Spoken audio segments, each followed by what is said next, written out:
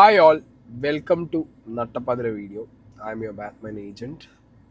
വിഷയം രേണു സുധിക്കെതിരെ കേസ്. ഞാൻ ഈ ടോപ്പിക്ക് സംസാരിക്കേണ്ട സൈഡാക്കാമെന്നൊക്കെ വിചാരിച്ചാണ്. പക്ഷെ നമ്മൾ ക്രിട്ടിസൈസ് ചെയ്യുന്നതിൻ്റെ കൂട്ടത്തിൽ തന്നെ ഇങ്ങനൊരു കാര്യം കാണുമ്പോൾ ഇതെന്തിനു വേണ്ടി എന്നുള്ളൊരു സാധനം നമ്മളെ മൈൻഡിൽ വരുമല്ലോ. അപ്പോൾ അത് നമ്മളെ പ്രേക്ഷകരായിട്ട് ഷെയർ ചെയ്യണം. നിങ്ങളുടെ ഒരു മൈൻഡ് എനിക്ക് അറിയണം.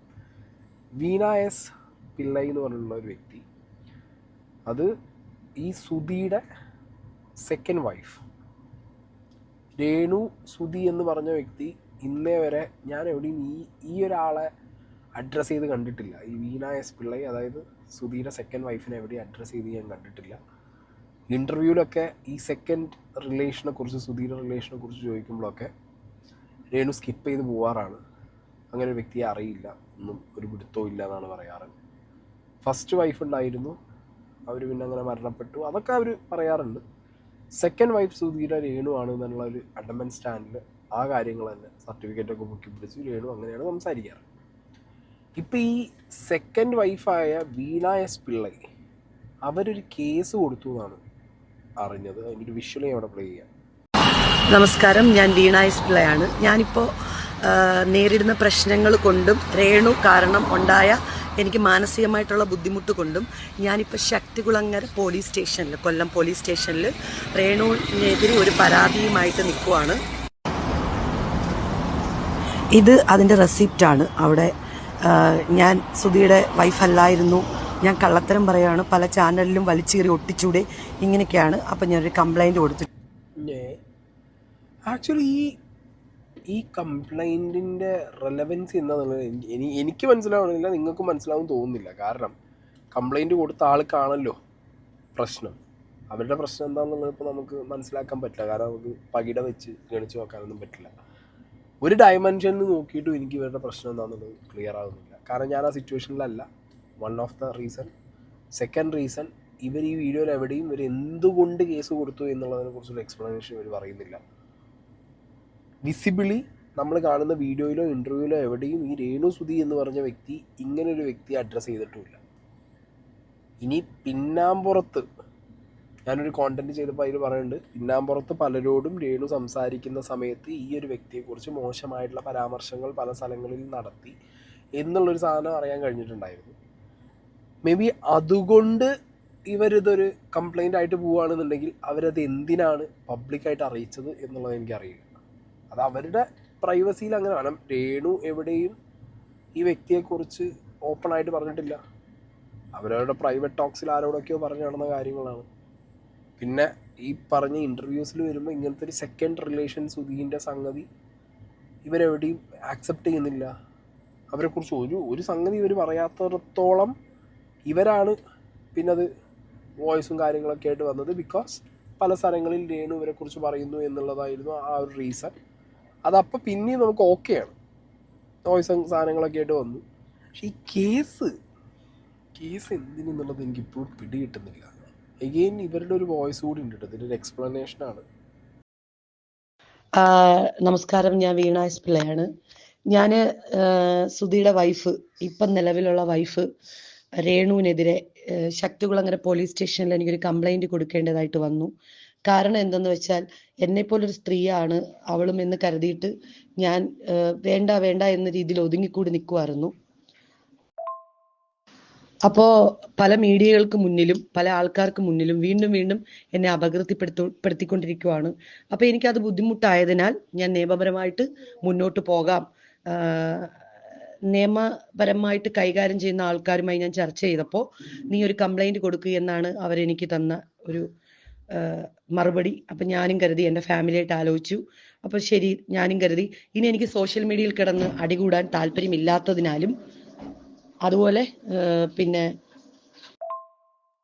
ഇന്റർവ്യൂസുകൾ കൊടുക്കുക, പിന്നെ മറ്റുള്ളവർക്ക് മോശമായിട്ട് ബിഹേവ് ചെയ്യുക, പിന്നെ ഇന്റർവ്യൂസിൽ കയറി ഇരുന്നിട്ട് എന്തുവാ എനിക്ക് നിങ്ങൾക്ക് വലിച്ചു കയറി ഒട്ടിക്കാൻ പാടില്ലേ, എനിക്ക് സുധിച്ചേട്ടന് അവർക്ക് കൊച്ചുങ്ങളൊന്നും ഇല്ലല്ലോ, എനിക്കാണ് കൊച്ചുങ്ങളുള്ളത്, അത് കൊച്ചുങ്ങൾ ആർക്ക് വേണേലും ഉണ്ടാവും, അതിന് വലിയ പാടൊന്നുമില്ല. പിന്നെ ഇങ്ങനത്തെ ഭയങ്കരമായിട്ടും അപമര്യാദയായിട്ട് ഇന്റർവ്യൂസിൽ പറയുക. അപ്പൊ എനിക്ക് കംപ്ലൈന്റ് കൊടുക്കാതിരിക്കാൻ പറ്റിയില്ല, ഞാൻ കംപ്ലൈന്റ് കൊടുത്തു. ബാക്കി അവർ നോക്കിക്കോളും. ഇനി എന്ത് കാര്യങ്ങളാണെങ്കിലും അവർ നോക്കിക്കോളും. പിന്നെ ഇതിനകത്ത് സത്യസന്ധമായിട്ടുള്ള കാര്യങ്ങൾ ഉണ്ടായത് കൊണ്ടാണ് അവർ കംപ്ലൈന്റ് സ്വീകരിച്ചത്. ഇതിൽ കംപ്ലൈൻറ്റ് സ്വീകരിച്ചത് സത്യസന്ധത നോക്കിയിട്ടൊന്നും ആവില്ല. കംപ്ലൈൻറ്റ് സ്വീകരിക്കുക എന്ന് പറഞ്ഞാൽ ഇവിടെ ഒരു സ്ത്രീ കൊണ്ടുപോയി കേസ് കൊടുത്തു കഴിഞ്ഞാൽ ഏട്ടൻ വെള്ളം നോക്കാതെ പോലീസ് എന്ത് ചെയ്യും? കംപ്ലൈൻറ്റ് സ്വീകരിക്കാറുണ്ട്. എല്ലാ കേസിലും നമ്മളത് കാണുന്നതാണ്. ആണ് കൊണ്ടുപോയി കൊടുക്കുന്ന പോലെയല്ല ഒരു സ്ത്രീ കൊണ്ടുപോയി കൊടുക്കുക. അതൊരു സ്ത്രീ ഒരു സ്ത്രീക്കെതിരെ കൊടുക്കുക എന്ന് പറയുമ്പോൾ ഇവർക്ക് പോലീസുകാർ ഇരിക്കുന്ന തന്നെ കംപ്ലൈൻറ്റ് എടുക്കാനല്ലേ? മനസ്സിലായോ? ചില വിഷയങ്ങൾ ആണുങ്ങളുടെ വിഷയത്തിൽ മാത്രമാണ് അവർ ഈ മീഡിയേറ്റർ പണി എടുത്തിട്ട് സെറ്റിൽമെൻ്റ് ആക്കി വിടാറ് പരിപാടി. അപ്പോൾ ഈ വിഷയത്തിൽ ഈ ലേഡി ഇവർക്ക് ആരാണ് നിയമസഹായം കൊടുത്തതെന്ന് എനിക്കറിയില്ല. ഈ കേസ് നിലനിൽക്കുമോ തന്നെ എനിക്കൊരു പിടുത്തവും ഇല്ല. കാരണം ഇത് എന്തിൻ്റെ പേരിൽ? ഇത് ഡിഫമേഷൻ അല്ലേ നടക്കൂ? ഇവരെ പേരെവിടെയും പറഞ്ഞിട്ടില്ല രേണു സുധി. പേര് പറയാതെ ഇവർ ഈ സോഷ്യൽ മീഡിയയിൽ സംസാരിച്ചു എന്ന് പറയുന്നു. അത് ആരെക്കുറിച്ചാണെന്നുള്ളത് ഇവർക്ക് എങ്ങനെ പ്രൂവ് ചെയ്യാൻ പറ്റും? രേണു പറയുകയാണ് ഞാൻ അതിനെ കുറിച്ചല്ല പറഞ്ഞാൽ തീർന്നില്ലേ പരിപാടി. ഞാൻ ആ പാവം സുധീൻ്റെ ഒരു അവസ്ഥ ആലോചിച്ച് നോക്കുന്നത്. അയ്യോ മരിച്ചതിന് ശേഷം ഇത്രയും ഒരു എന്താ പറയുക ഒരു ഗതികേട് ഒരു മനുഷ്യന് വരുന്നുണ്ടെന്നുണ്ടെങ്കിൽ ഈ അടുത്ത കാലത്ത് ഇയാൾക്കായിരിക്കും. ജീവിച്ചിരുന്നപ്പോൾ ഇയാൾ ഫേസ് ചെയ്യേണ്ടി വന്ന പല പ്രശ്നങ്ങളും ഉണ്ട്. സാമ്പത്തികമായിട്ടും അയാളുടെ വർക്ക് റിലേറ്റഡ് ഒക്കെ ആയിട്ട് വളരെ വളരെ മോശം അവസ്ഥയിൽ ഇയാൾ പോയിട്ടുണ്ട്. മരിച്ചതിന് ശേഷം ഒരാൾക്ക് ഇത്രത്തോളം ഇഷ്യൂസ് ഒരാളുടെ പേരിൽ, അതും വർഷങ്ങളായിട്ട് ഇത് സ്റ്റേബിളായിട്ട് നിൽക്കുകയാണ്. അതിനൊരു പരിധി വരെ ഞാനിപ്പോൾ ഈ പറയുന്ന രേണു സുധി തന്നെയാണ് ഈ വിസിബിലിറ്റി പിടിച്ച് നിർത്തുന്നത്. അതിലൂടെ വരുന്ന നൂലുകളാണ് ഈ പറഞ്ഞ ഇപ്പോഴത്തെ ഇവരടക്കമുള്ള ആളുകൾ.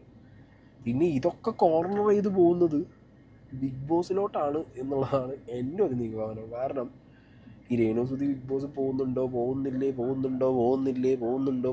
എന്നുള്ള സാധനം ഏറെ കിടന്ന് കളിക്കുന്നുണ്ടല്ലോ.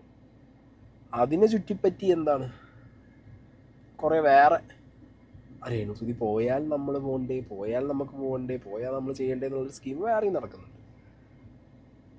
അപ്പോൾ അതിൻ്റെയൊക്കെ ഒരു ആണോ എന്നൊന്നും നമുക്കറിയാൻ പാടില്ല. ഓക്കെ, എന്നെ സംബന്ധിച്ചിടത്തോളം ഈ വിഷയങ്ങൾ ഈ ഒരു പെർട്ടിക്കുലർ രേണുവിനെതിരെയുള്ള കേസും കാര്യങ്ങളൊക്കെ ഇതുവരെയുള്ള രേണുവിൻ്റെ ഒരു കുറച്ച് നെഗറ്റീവായിരുന്നു. രേണു എഗെയിൻ കുറച്ച് പോസിറ്റീവിൽ നിന്നിട്ട് പിന്നെ കുറച്ച് നെഗറ്റീവായിരുന്നു. അത് നെഗറ്റീവ് ആവും വേണം. കാരണം ദാറ്റ് കൈൻഡ് ഓഫ്, ഞാൻ നേരത്തെ എൻ്റെ വീഡിയോയിലൊക്കെ പറഞ്ഞ പോലെ kind of scripting, kind of എന്താ പറയുക, ഇപ്പോൾ കുറച്ച് കാണുമ്പോൾ തന്നെ എന്തിനിടയിൽ എന്നുള്ളൊരു തോന്നി തുടങ്ങി.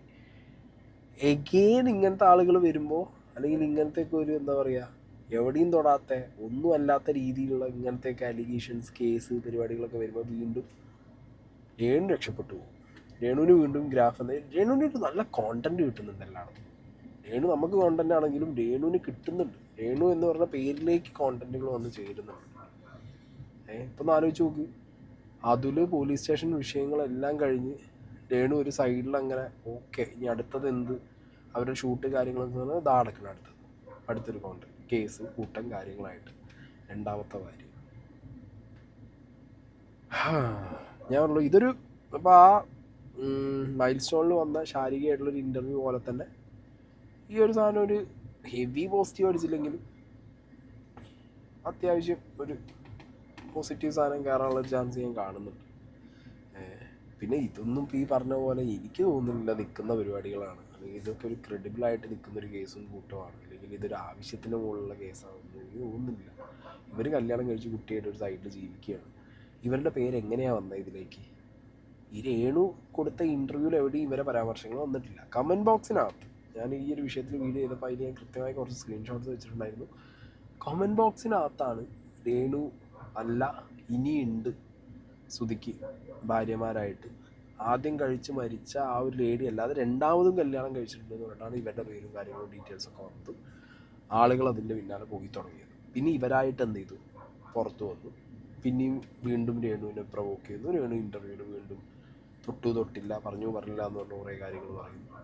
എഗെയിൻ ഇപ്പോൾ പ്രൊവോക്ക് ചെയ്ത് പോലീസ് സ്റ്റേഷനിൽ കേസ് വരെ എത്തി.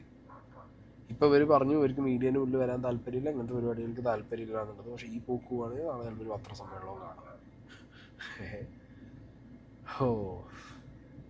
കൊണ്ടോയി തൂക്കി രേണു സുധി ഈ വർഷം തൂക്കി തോന്നുന്നു. 2025 കണ്ടെനിക്ക് രേണു സുധി ഇതുവരെയുള്ള എല്ലാവരെയും അടിച്ചിട്ട് ഉറപ്പാണ്. അഖിൽമാരാർ ഡോക്ടർ റോബിൻ, അങ്ങനെ കുറേ സോഷ്യൽ മീഡിയ കണ്ടന്റ് സാധനങ്ങളുണ്ടല്ലോ, എല്ലാവരും അടിച്ചിരുന്നു, ഒറ്റയടിക്ക് അടിച്ച്.